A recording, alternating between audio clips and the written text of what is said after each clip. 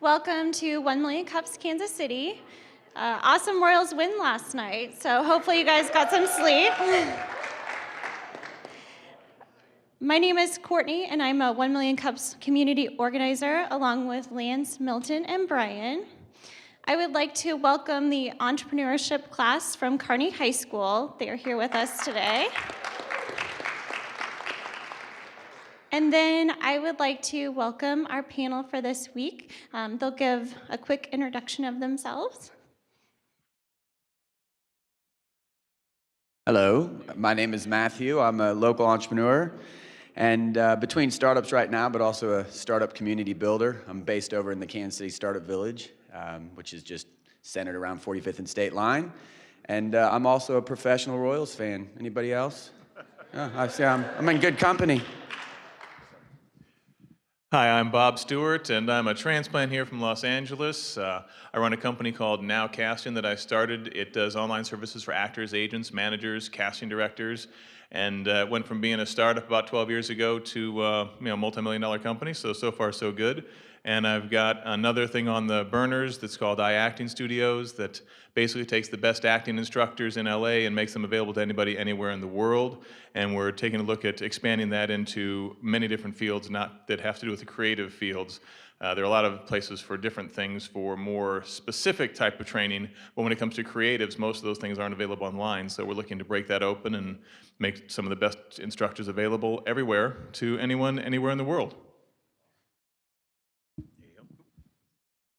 I'm Clayton Reeves. I'm a local entrepreneur and strategic planning manager for Great Plains Energy in Kansas City Power and Light Utilities. So excited to hear everybody's pitches and hopefully ask some good questions. Thank you. Okay, so let's get started. Our first presenter is going to change our thinking about housing and how it impacts our lives. Introducing Andrew Dixon from Acre Designs.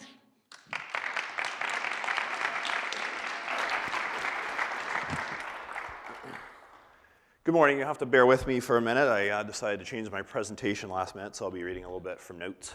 I'm Andrew Dixon with Acre, and our premise is the American dream is broken. And the dream of owning a home and living a life of opportunity has become clouded. So we are reinventing the home and reigniting the dream. This is all in cost of a typical new home after 30 years. This is for an average house, for an average neighborhood, and for an average family. The home actually only costs, the home is actually only 40% of the total cost, with banks, utility companies, and taxes taking the biggest chunks. Looks like my numbers got a little mixed up there.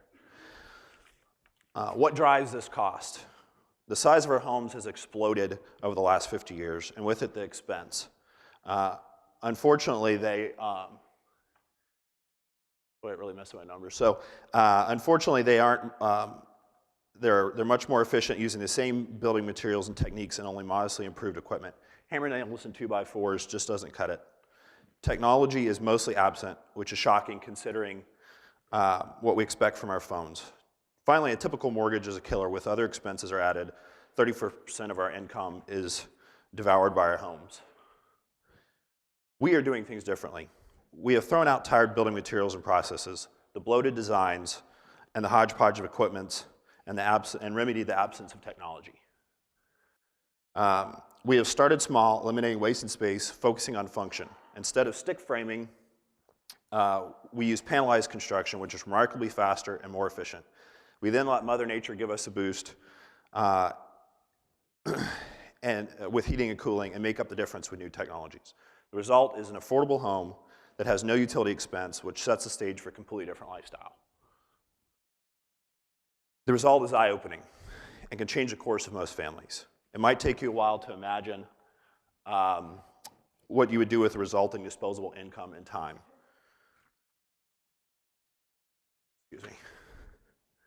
See the world, lend a helping hand, spend time with the family, start a business, essentially live your life.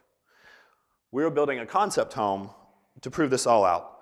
The learning and feedback from this project will shape the final product we bring to customers. We're planning on building in the Kansas City Startup Village neighborhood so we can contribute to and soak up some of the innovation and that a community of entrepreneurs and hackers offers. It will be net zero, using no utilities. It will also be efficient with space, storage, and configuration. We anticipate the final cost to market will be about $200,000 for a 1,600 square foot home. This only tells part of the affordability story. The magic happens where modest price meets no utilities, allowing for a completely different structure, a mortgage structure. The next home will be loaded with new technologies, like automation, environmental systems and controls. Dozens of sensors will monitor and validate the performance of the home and open the door for exploring new technologies that can improve our living experience. We see the connection with KCSV as a big win-win. There's an opportunity to enhance the tech and development goals of the area while allowing us to benefit from the neighborhood, the neighborhood's high visibility. Full of innovators and hackers, the next home will be a live-work environment with a 4-bedroom home and adjacent office space for 2 to 3 startups. We're building to test and evaluate systems, and this sort of innovation doesn't take place in a vacuum. Because of this, we are treating this project as an open platform, looking for new technologies in any building-related products and embracing how the Internet of Things will shape the living experience. SIPs, solar panels, passive geothermal, and automated mowing are just a few of the ideas we'll be testing. Ideas of this scale require support from individuals, the community, and companies. We are currently seeking funding to make the next home a reality. This is an opportunity to redefine the future of housing, reignite the American dream. Help us bring this dream to reality. We're launching a Kickstarter in November, and look for your support. Go to kickstartacre.com to learn more and sign up to stay posted as when we launch. That's it.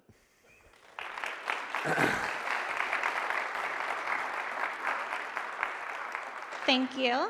I will open it up to our panel first and then open it up to the audience. If you guys have a question, please raise your hand and one of the other organizers will come around and you can ask your question through the mic. Well, thank you for presenting today. It sounds like this is something you're passionate about. And every time you change a presentation just prior to do something, it always makes it a little bit more difficult to do, but I think you got through it well. You even had extra time, so. So, in essence, this is kind of working off of the craze for all these smaller footprints, basically zero carbon emissions type of homes and things like that, people living out of the semi-trailers and everything else like that. There's a lot of that stuff going on, so how are you going to differentiate yourself in the marketplace? You're being here, it's going to be a crowded area right now. There's a lot of architects working on this, there's a lot of businesses, there's buildings in Seattle that are already being done like this. So how do you differentiate yourself and make yourself stand out from everybody else? Primarily it's going to be price and performance. So a lot of the buildings that are going up, there's the tiny home movement, which is ultra small, relatively affordable, but not really practical. And then there's the other end where it's usually expensive. And sometimes it's also efficient, but not actually usually. So our advantage is bringing the net zero and doing it affordably, which to date really hasn't been done. And so some of what we're doing is a little more holistic approach and looking at driving that cost down and making that more accessible. So our homes, like I said, are about $200,000 what we're targeting, so about $120 a square foot. Now, Most of the typical really homes. Quickly, is that total cost, or is that fully installed, created, built, everything else with land? That's the home installed without the property. Okay, without And it property. depends, there's flexible. So you've got different sizes from 800 square feet up to 1,700 But that's your target is, that's when you're talking about 1,600 square feet, 200,000, that's the cost for the home built and installed. Yep, yeah, and so we're at about 120, 130 a square foot. A lot of the homes, especially out in California, Blue Homes, Living Homes, all those guys, they're 250 to 400, 500 a square foot. So drastically different. And are you able, I went to your website, you're looking at this with panels and things like that. They're not prefabbed at this point, but so everything's being custom built at this point, and do you have the manufacturing and everything in place to be able to do all of that? Well, we're using a panelized system because prefab actually has a lot of problems as far as having to have overhead of a large manufacturing warehouse, but then also having to ship these across the country. So a lot of the places that do prefab only have a short radius that they install, plus the cost. It can cost upwards of $30,000 to transport and install a home, or just take it off, crane it. And so we looked at doing more site-built, and eventually we'll look at doing more, we'll look at different technologies, even concrete 3D printing in the future, because it makes more sense to use a commodity than do a custom process. So, as a co-leader for the Kansas City Startup Village, I'm really excited about potentially having this. I think it's very innovative, and I think it's a market that is ripe for disruption. I've looked at LEED certified houses and passive houses, even for my own self, so it's exciting to see someone's pushing forward with that. I'm a big fan of the lean startup. I recently read Diana Kander's book, All in Startup, and I'm curious to know a couple of things. One, who is your target market for a house like this? And have you reached out to them? What are they saying about it? Is this something that they want? Are they giving you valid feedback? Well, our initial target market, because of accessibility, are empty nesters. So people that have, disposable income, they got the time, they got the flexibility, and they are actually looking to downsize and do something a little different. And so we're actually building a home right now for one of those. We got another one started next year, and so that's great. It looks like the drive for what we're doing is going to be more than our capacity for quite some time. But then eventually, what we're targeting for future growth is Gen X and below. I think that our generation is not interested in living necessarily in our parents' homes. We want something different, more efficient, more modern, and that's our target in the future.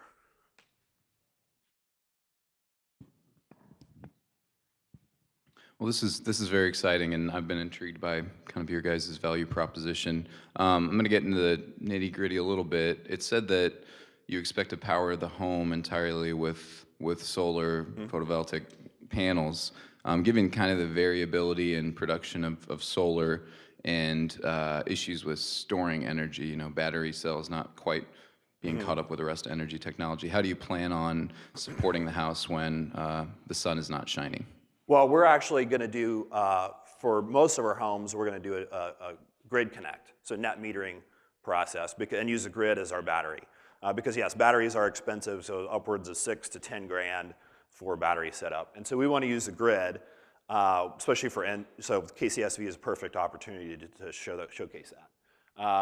And in the future, as batteries develop, we'll look at doing more of a standalone. But this is actually beneficial for local utilities because it actually reduces load during peak usage hours. So it's actually beneficial to communities that are maybe a little bit tight on their capacity.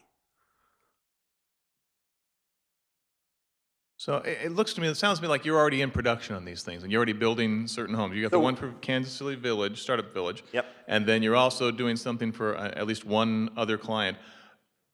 What do you see happening with the company in terms of the vision of here we are at step one today, you're building a couple of these. I know you're trying to make these a much broader footprint to be able to go to a lot more areas, but what are your steps? Do you have the steps and the layout? Because part of the thing that's important with any sort of a company is to have a very clear vision as to the path. Now, we might not always end up going down that path, but you have to have a vision to start down that path. So what is your 1, 3, 5-year vision and path that you've got?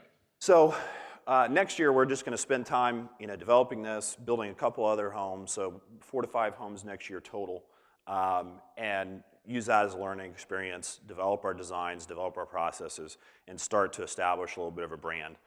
And then the next year, we start to expand that a little bit further, really focusing on brand. We want the purchasing process to be more like buying a car instead of sitting down with a piece of paper and sketching out designs and doing it a la carte.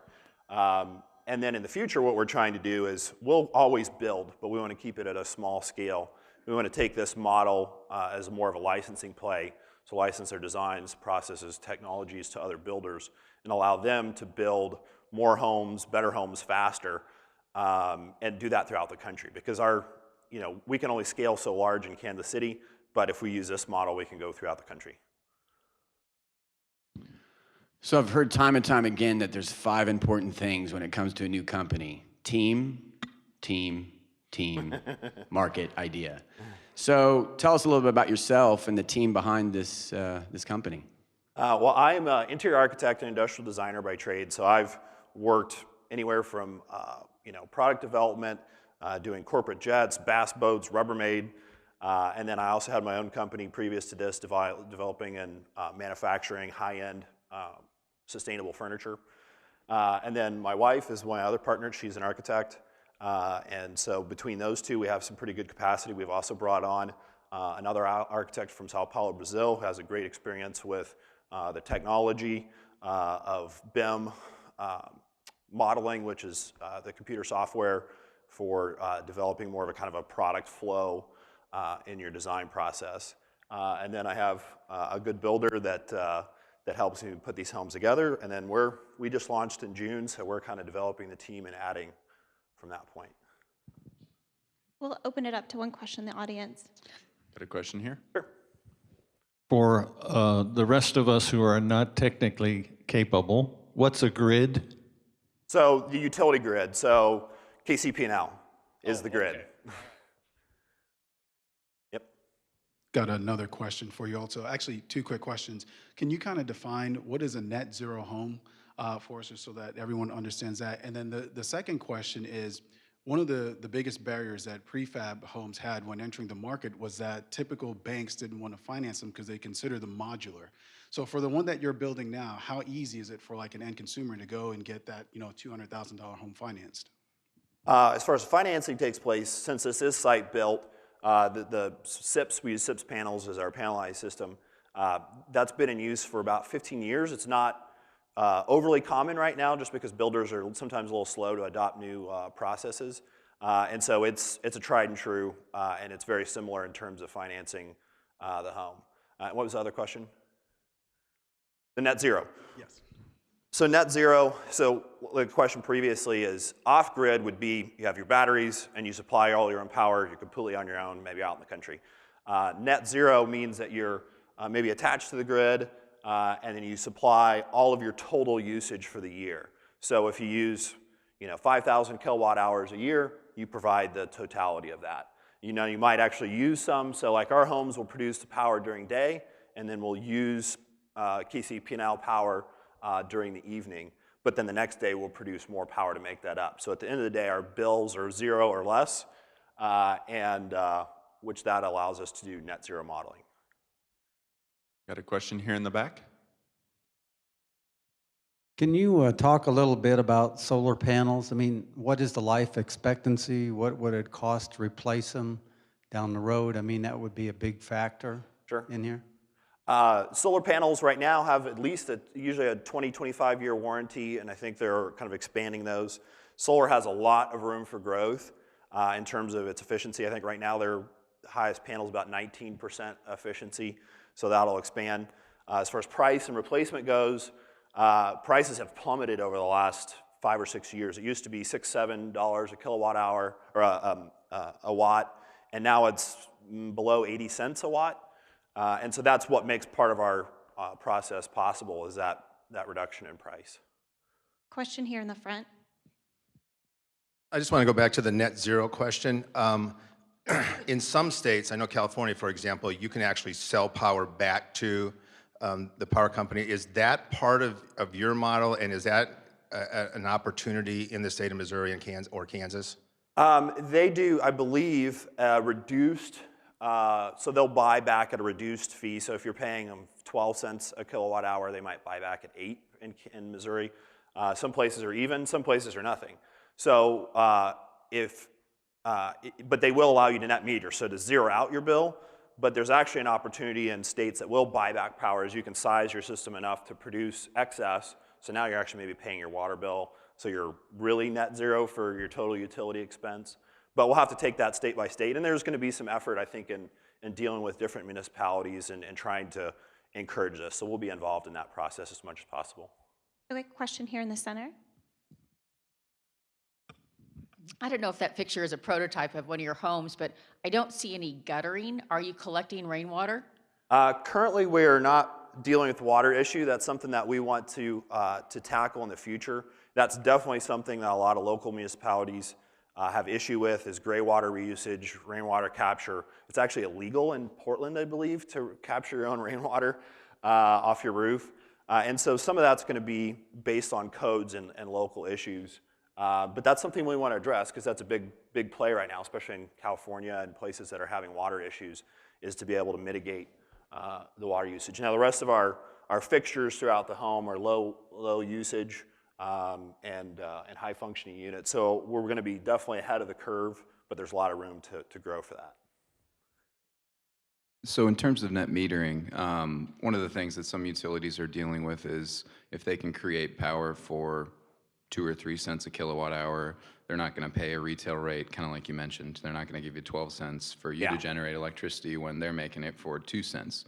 So if they're paying it back at 8 cents now, do you foresee any challenges if maybe from a regulatory or legislative perspective it becomes 2 cents or 3 cents or the actual cost of power? How important is that kind of solar value prop to you to sell back energy? Is it really just more important to create your own energy than it is to sell it back?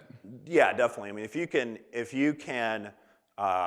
can net out your own usage, then that's the primary goal. If you can sell back a little bit to offset other bills, that's great.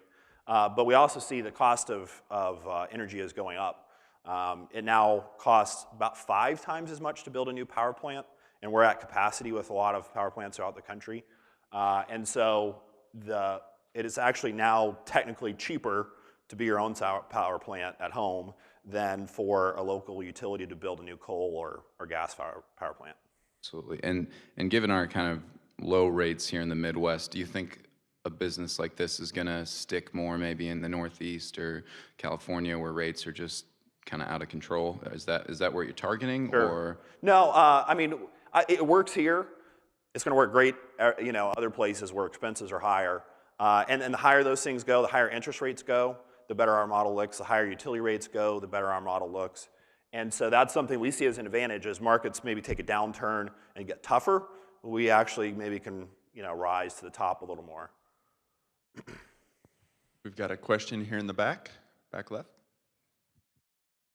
So you introduced your pitch with I think it was $800,000 home, and concluded your pitch by suggesting that you'd save something on the order of $500,000, if I recall correctly. So as I'm understanding it, those savings are coming largely from the life cycle costs of just the utilities. But it seems to me that the elephant in the room is in fact the financing. That's where most of that original $800,000 went, was in interest to financing. Sure.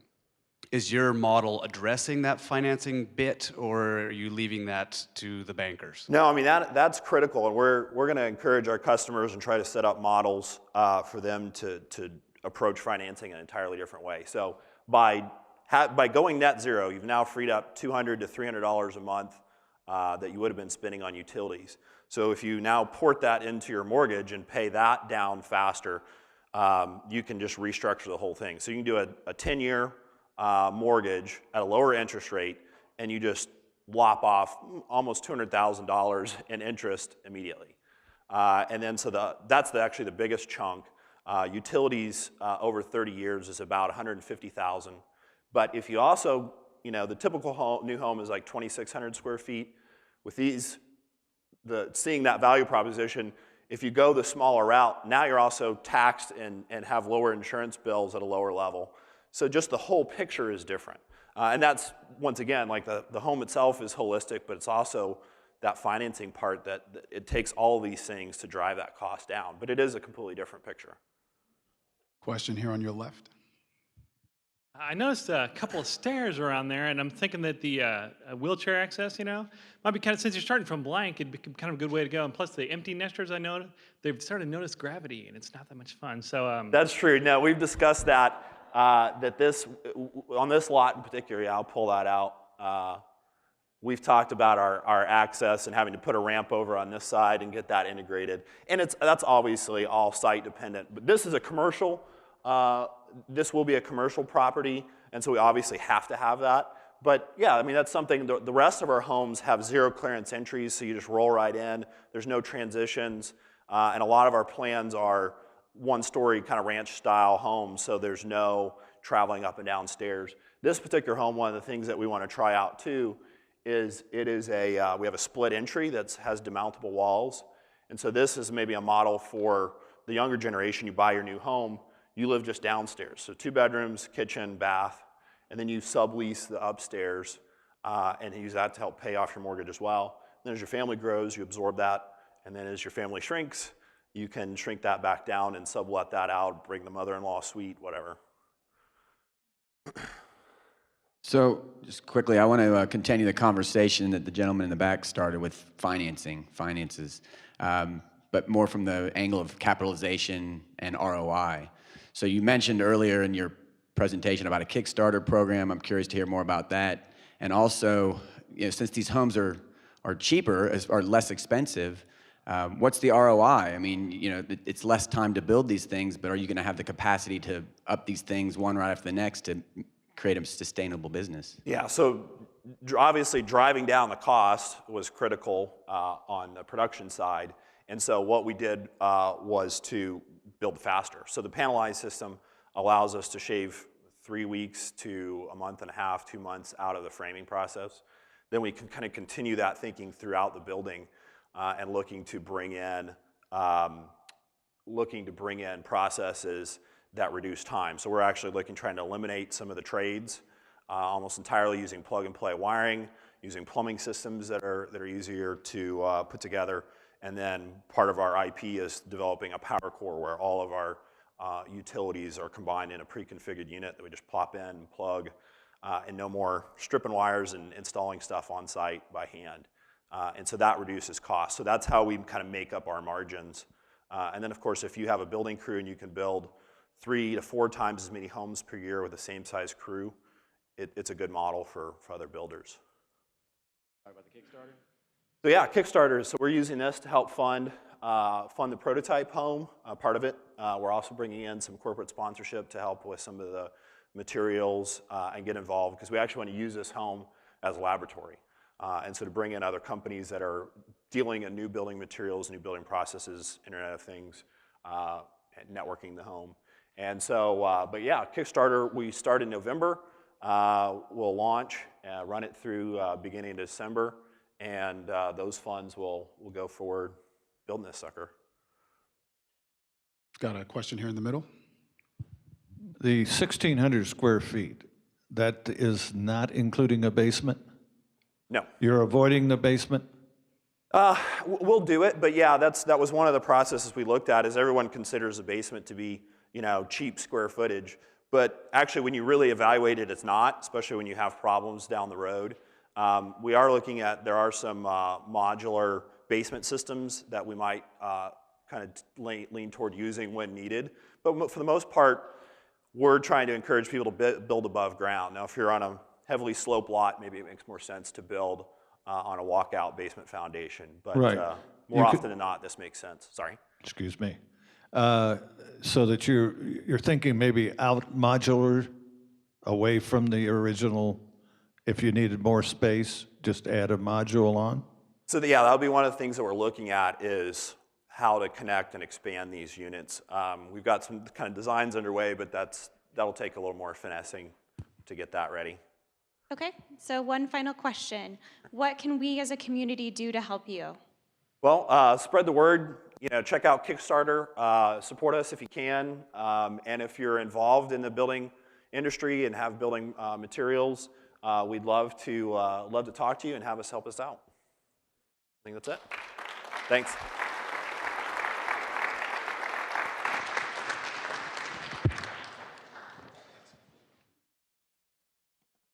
Thank you. We've got a few announcements. One that missed the worksheet, so that does prove I'm human. Hey, Larry Arnold, can you stand up and wave to us? Larry, I don't know if you've heard about the Inventors Club or the Inventors Center in Kansas City, but they do a monthly meetup here at the Kaufman, and it's really interesting. A lot of cool people come to that. It's a great networking experience. I left that off, but if you're interested in learning more about the club, please see Larry after. It's a great group. Also, I want to introduce Dave and Scott with Pipeline. They've got a little presentation to share with us, and here they go. Thanks. I'm going to start the video first. 1, 2, 3. All right, ready? All right, ready? So we're doing this again. Try again. We might have a few outtakes on this one. This is hard.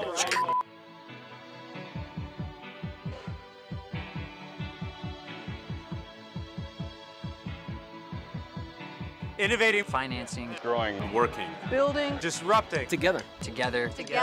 Pipeline is a unique program that is building a culture of entrepreneurship and of startup possibility in the Midwest. Pipeline has brought Davey and I together in amazing ways. And if it wasn't for Pipeline, Davion and I would have never connected to do Shot Track. Yeah, we're building together, we're creating things together, we're investing together. It was super exciting to raise the news of our raise last year of $6.5 million with my friends, my network peers, my mentors of Pipeline.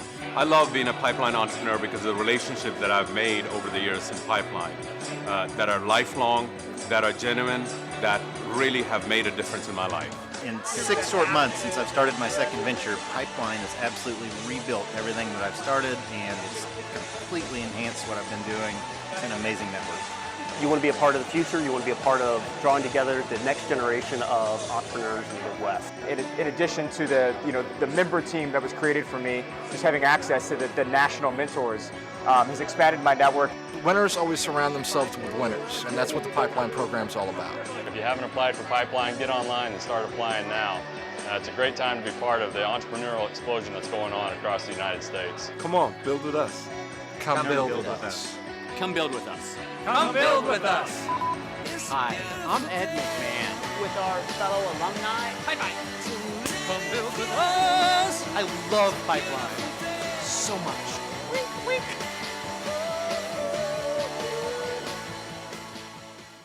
One, two, three. All right, ready?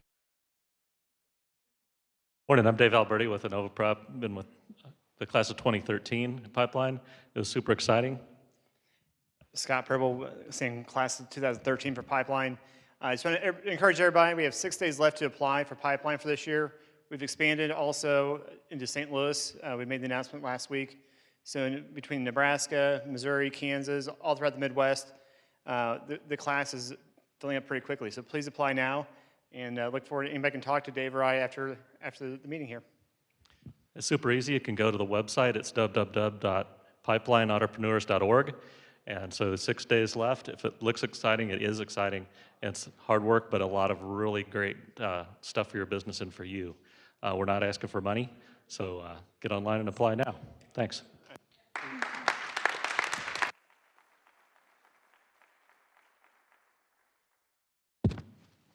Okay, we've ready for our next presenter.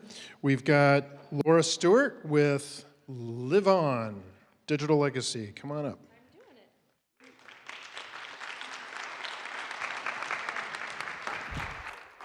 Am I on? Am I on? Okay, just kidding. Okay, I think we're going to start with a concept video. We're going to burn one of our minutes this way. What if you were having dinner with your grandmother tonight, but instead of coming as an old woman, she came as the woman she was at your age? What would that conversation be like? What questions would you ask? How vivid would her stories be, not having faded with time? And when dinner was over and she went back to just being grandma, would anything be different? Would you feel more connected? Would you cherish even more the time you have together? Or what if when your son has his first child, he'd be able to hear your voice from the same day you had him, explaining how you felt when you first held him in your arms, your joy, your worries about being a good parent, and your hopes for his future? What would that change? That's the promise of Live On, helping us relate in a deeper way with the people we love and care about today, but also bridging the gap to family that will come after us. Here's how it works. First, let's think of your whole family and close friends. Now let's add your ancestors and descendants. That's your circle. Live On allows you to effortlessly share poignant moments and memories now, or with friends and family at a key moment in their future lives. It's kind of like replacing all your photo albums and scrapbooks with a time machine that transports your circle to the most important moments in your life, and you can travel to theirs. And since Live On promises to preserve your memories regardless of how fast technology changes, you can ensure your voice is present in the future. So log in and live on, because it starts with you.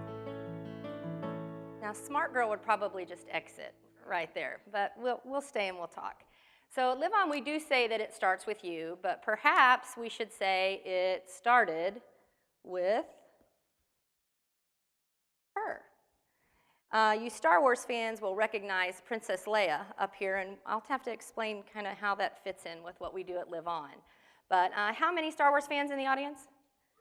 Come on, my fellow people. All right, so who can forget the moment in Star Wars where R2-D2 plays his emergency message to Obi-Wan and Luke Skywalker? Help me, Obi-Wan Kenobi, you're my only hope. That was a pre-recorded video message delivered to just the right person at just the right time. And that's what we do at Live On. I don't think any of us need to warn people about an impending imperial invasion, but perhaps you'd leave a time capsule like I did. I'm going to show you an example of one that I made for my 6-year-old. Maybe. Hi, Whitaker. If you... I might have to recreate it. Chief Technical Officer Ben Cottrell on the horn here. It's buffering. Okay, so what it says is, hi, Whitaker. Today is the day of your preschool graduation, and we're getting to go. And if you're receiving this message, it's your high school graduation. And I give him a little bit of advice, and I talk about the fact that I recorded it 13 years earlier, and that I was proud of him then, and I'm even more sure that I'm proud of him now. So that's the example of what me, as a parent, might do with a time capsule. So we've created a platform that has to exist for a place for those future messages. And it needs to be something that's safe and secure. And since we've done that, why not take advantage of that platform and put other things there? So in addition to being able to put your video time capsules out into the future, you can put your digital assets from today on Live On as well. So you can do what I do, which is take the pictures I take from my phone and the videos on my iPad and some of the things I post on Facebook, and you can move those into Live On as well. And you can do a little bit more with each of your pictures at Live On. I'm going to show you a video compilation that I made from pictures that I took on my good camera, my phone, and also my iPad. And then I recorded them to music and put them on my Live On timeline, God willing.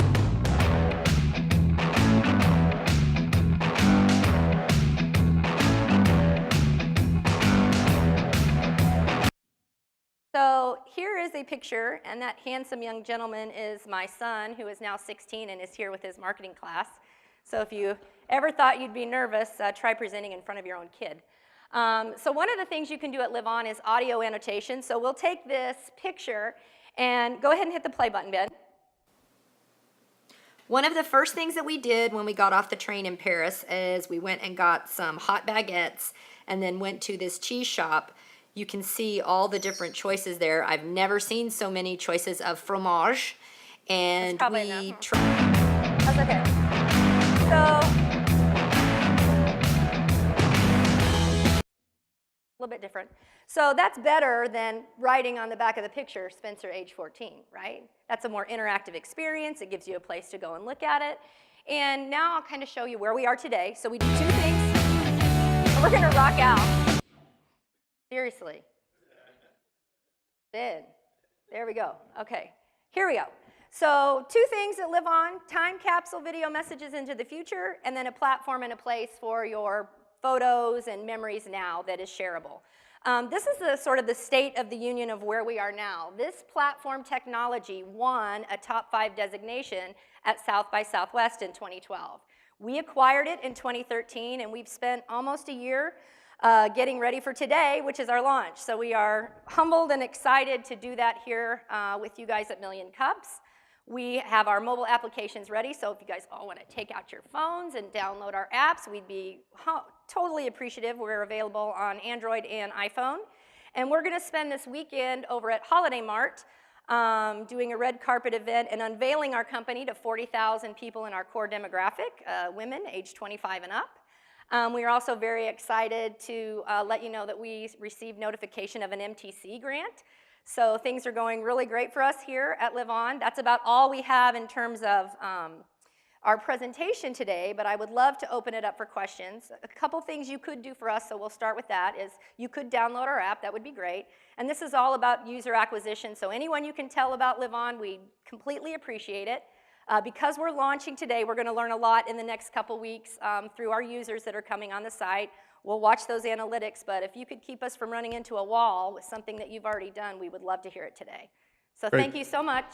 Thank you. All right, we're going to start with our panel. Marcus. Feel free to pick one of those. Matthew Marcus. Interesting. I have other questions. Sure. So, Laura, I was actually researching Live On the other night, just in anticipation of today. And it seems to me, you've got this thing called Circles. It seems to me it's a social network, right, for your family or for your trusted friends that becomes a digital archive with the ability to send messages in the future that will be delivered at some point. Yes. Okay, so my concern would be Facebook. I mean, Facebook, I can do all of that, and I think there's even an app where I can schedule a message or something to be sent in the future. So how do you differentiate yourself from another social network like Facebook or otherwise? A couple things, right? And I like that you say that. So we don't see Facebook as an enemy, we see them as our friend. So my question is, if I pose this out to the audience, how many of you consider Facebook the place where you keep your important digital assets? It's what you put your pictures on that you want people to see, but is it where everything is at? Is it where the stuff that you wouldn't, too private, you wouldn't want people to see? And are your videos there, right? Is the video of my son winning his first high school swim meet on there? No. So while it's an everyday touchable thing, and I'm sure some of that stuff belongs over on Live On, I think we do something a little different. Does that answer your question? Does that make sense? You can take what you create on Live On and you can post it and share it with your Facebook friends if you saw fit. And while programming a message to come later in Facebook, I haven't seen that, so I don't know that you can do that. But the idea for this is it's a video individual message coming to a member of your circle. Okay? Yes. Hi. Okay, let's see here. I have to answer one of these things. I would say that Mustaka is more the feet of the Royals franchise from the play last night. Anyway, I also looked at this, and in some ways, obviously, I don't think I'm quite your target demographic because you're targeting women over 25, but since we're looking at, you're targeting something for the future, and it's an interesting concept. I know Google, it is a kind of a crowded space, sort of. Google has a place, everything I take on my phone goes up to Google, I can filter it out, put things there, and Google's gonna be there forever, guaranteed. I know they're gonna be there. I don't necessarily know, and this is one thing you'll, yeah, Google? Yeah, I know they're going to be there. Out of anybody else. Google might buy Google, but that's okay. But in general, there is something that you do have to establish your stability as being the company that's going to be around that long with assets to be able to support that. But the more interesting thing is, in this world of everything happening so quickly, I mean, 10 years ago, Facebook was what? 20 years ago, there was really no internet. We were baud modeming it in with 2,400 kilobits per second. So the world is constantly changing. Do you find that it's, I think it might be a challenge, and I'm wondering if you do, to get people to think that far in advance to like, okay, this is all happening now, but 20 years from now, I want this message to go out and that type of thing. That's going to be an interesting question. So how do you address, A, the Google side of this and the huge players in the marketplace, and B, getting people to be that forward thinking? And maybe, again, it's just me as the demographic, I don't know. Yeah, we'll see on the getting people to think, right? I think that's going to be a challenge for us. It's not for me. So this was one of the things that I wanted because I wanted my kids to have messages from me in their life in case I'm not there and maybe even after, right? In terms of Google and the stability, it is going to be a challenge for us. You'll see that everything is branded in a way that makes it look like we're a bigger company than we really are. All 5 of us are here today. But it's all about how we brand that. And the other thing we're doing is we are developing an actual trust. So when you place your assets into Live On, you'll sign your little sheet that says, I'm putting my things in here, and you'll designate people who will have access to your digital trust. We store things in the cloud, we have a tertiary server, and then we're also putting things into a physical trust so a descendant could pull that off. So we're working on that, and we do absolutely agree with you that that's going to take some work. Do you mind if I add to that? Oh, no, Ben. We're not trying to compete with Google Drive or Dropbox. We don't want it to be where all of your stuff goes. It's more of a curated, this is my life, so it's not, so we're actually integrating, Dropbox and Drive to pull in things from those assets that might be your backup, but this is more of a curated timeline of your life. It's the And- difference between what's the thing that my husband has all my stuff in, and it's the difference in Dropbox and iPhoto and a photo album. Right. Right. And two quick follow-up questions. In terms of the longevity of this, you are in essence legally obligating yourself to be available for that. So are you making certain that this stuff is completely solid, can never go anyplace? Legally, where are you bound for that, for the future, forever? Because that's what you're claiming here. And then I didn't see anywhere where there was a revenue model, so I would be interested in knowing Okay, I what want to that talk is. about that. So I wish our attorney, a great startup attorney here in Kansas City, Greg Cradafel, was here because he's helping us with how we handle the legality of what we're doing and what we're saying. And then the revenue model is this. Everything that you do on the site, the movie making, the adding the music, the transitions, that's all free. And the only time that you ever pay anything is if you put a time capsule in for future delivery, and that's $1.99, less than the price of a greeting card, to have that special message go out to somebody. Makes sense? And of course, channel partnerships. We've secured our first channel partner. One of the things we'd like for people to do is, only one person in my family has my parents' pictures. They're in a shoebox, and my oldest sister has them, and I want them. So we could send that box to Scan Cafe, who has agreed to be our first channel partner, and they will give us a 20% revenue share for anything that people move into our site through Scan Cafe. So we're excited about that, right? We didn't think we'd get one until we had about 250,000 users, and we got them before we even launched. That's great. Bob took my two main questions, but I'm gonna.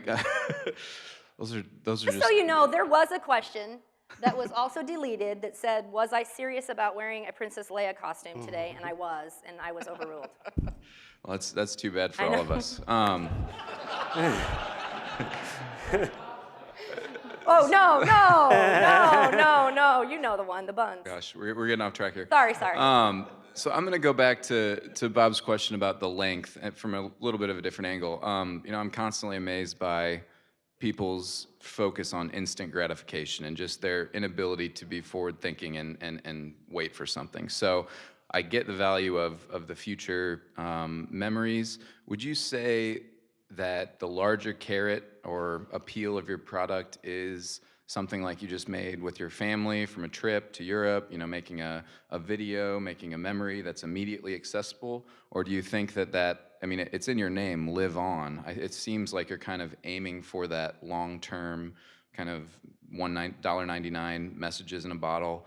Do you think that you'll be focusing on that immediate gratification angle to get people in and then expect them to enjoy the longer term product offerings, or are you just going to kind of focus on that longer term product offering because you believe your demographic is interested and engaged in that sort of product? Well, it is dependent on the demographic, right? So if you look at baby boomers, they love that native application, the being able to put the music in, because that's something that's easy to do on our site, and they don't know you can do it in Flipagram and blah, blah, blah. Like my kids can do it in 19 other places, and we'll never be able to keep up with the innovation that happens there, which is why those people can bring it into Live On, but that native movie maker is great for the baby boomers.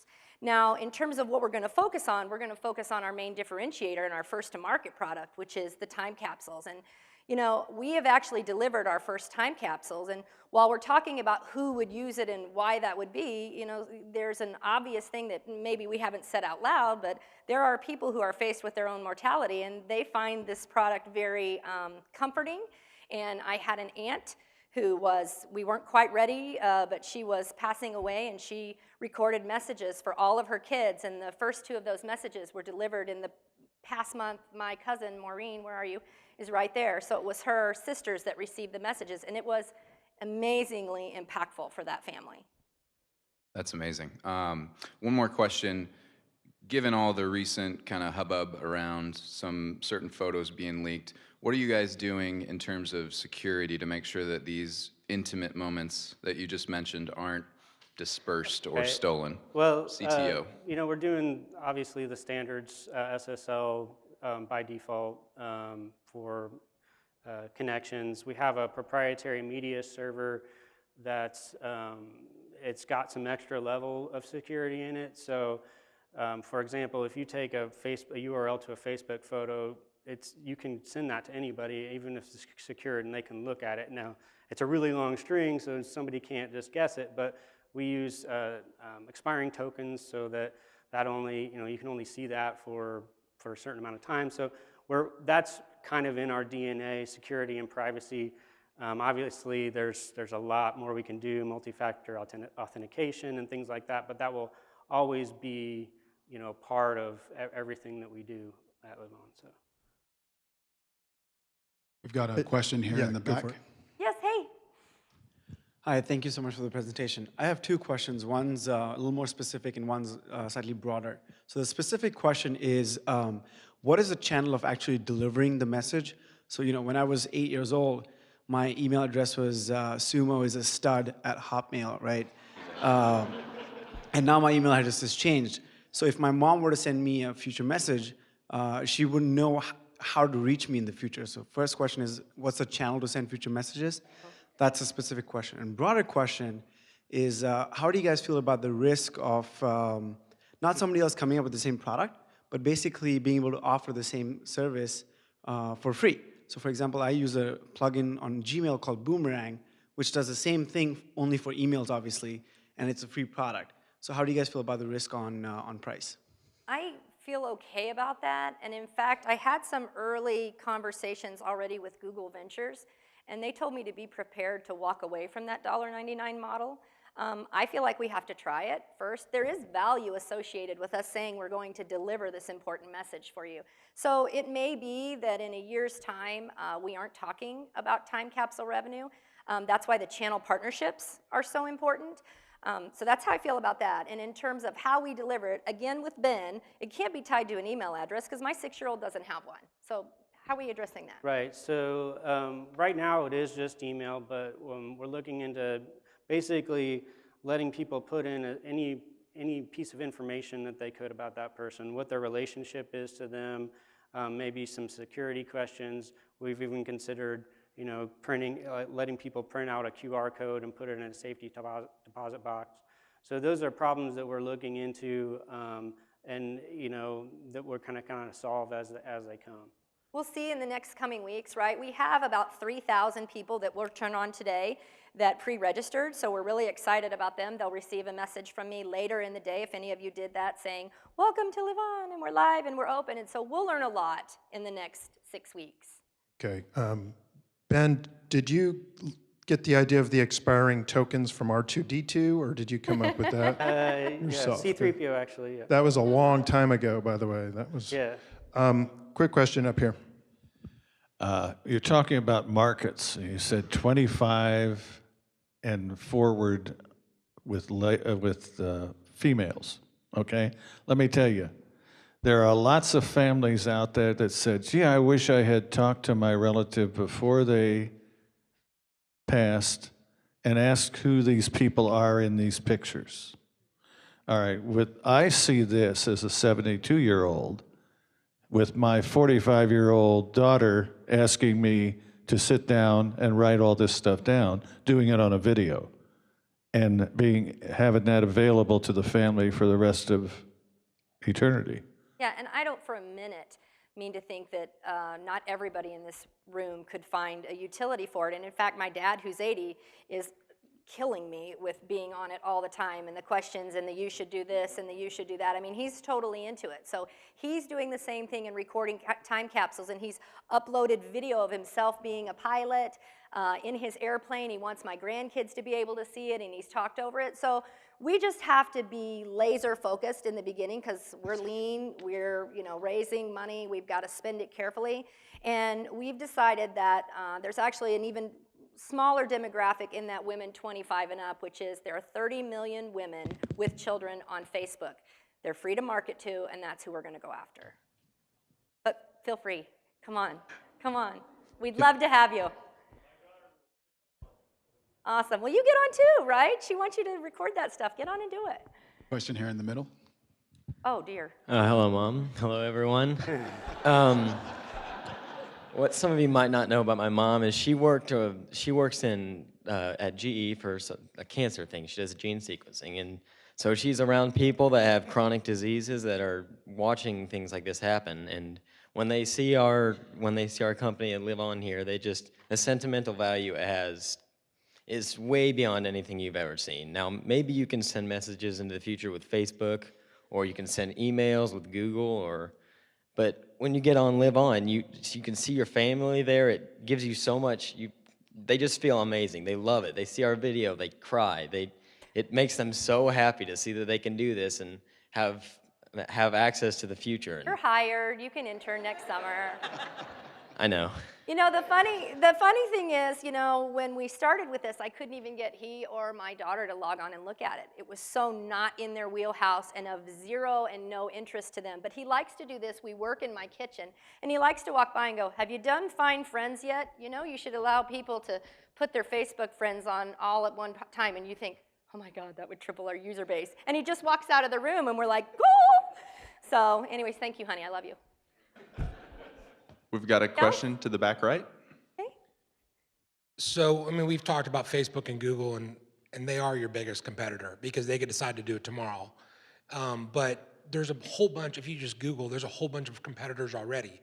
So what is your plan to, you know, reach scale in 3 to 6 months where you become significant and become profitable, where then you matter? There's also been, I'm trying to be. Oh, come on. I like your hat. Right, thank you. But there was also a similar startup in the past 6 months here in this room. So, I mean, they're out there. So, you know, how are you going to be scalable and profitable quickly?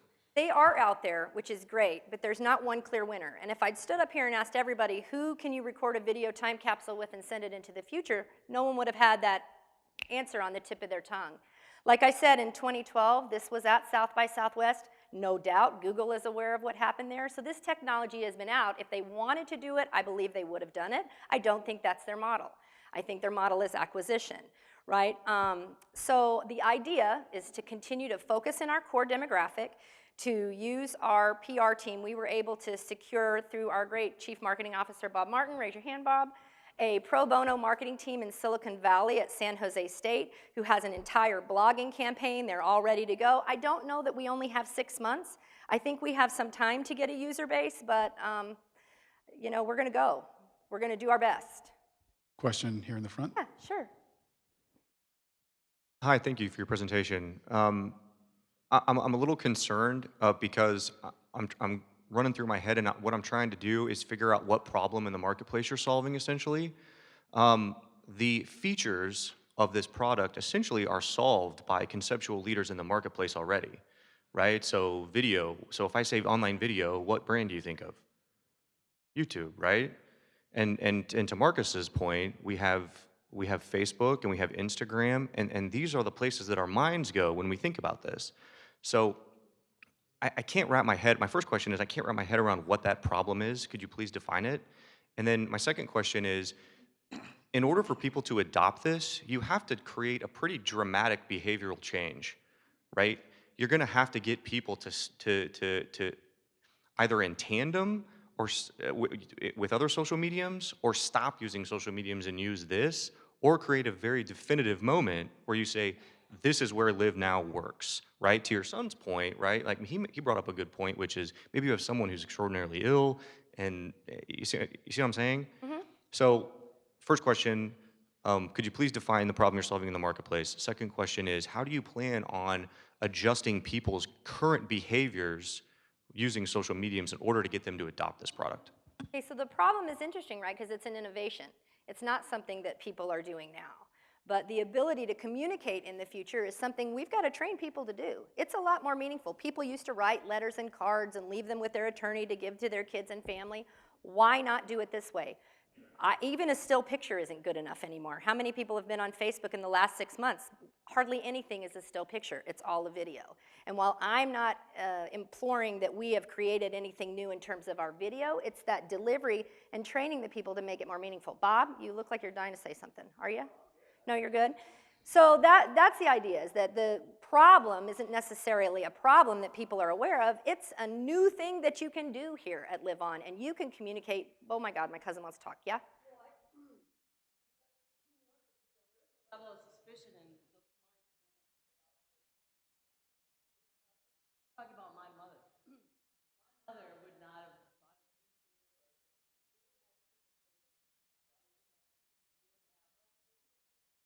But just the concept that you could immediately have this entry point of saying, Live On is your opportunity for that.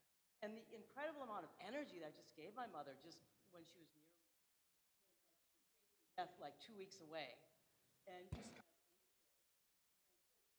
incredible videos that I've only seen because, and I even asked to see one of them, and I was told, well, you don't have the password, so sorry. So there is that level of confidence that's built in as well. But my mother never would have, there never would have been an entry point for her had not been, well, Live On is an opportunity for that. Because if you're saying, gosh, I wish I would be able to connect with my children in the future, et cetera. I sure hope we have more marketing stories that help people the way that my aunt did. Yeah, because she No, Exactly. no, I didn't It's a tell brand her. new brand. Yeah.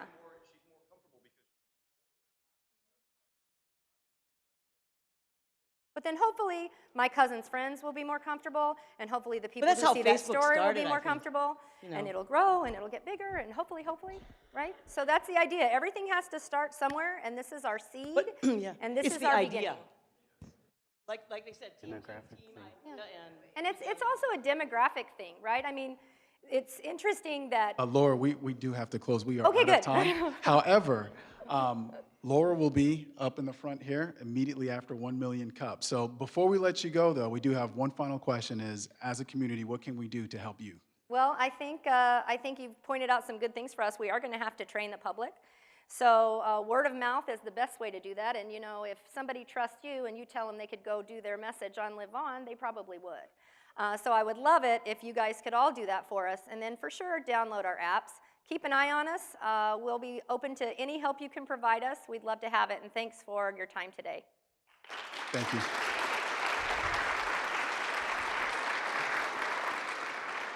We want to thank everyone for coming out to 1 Million Cups. Again, both of our presenters will be down here at the front. If you've got more questions, comments, suggestions, please stop by and see them. We hope to see you again next week, Wednesday morning, same time.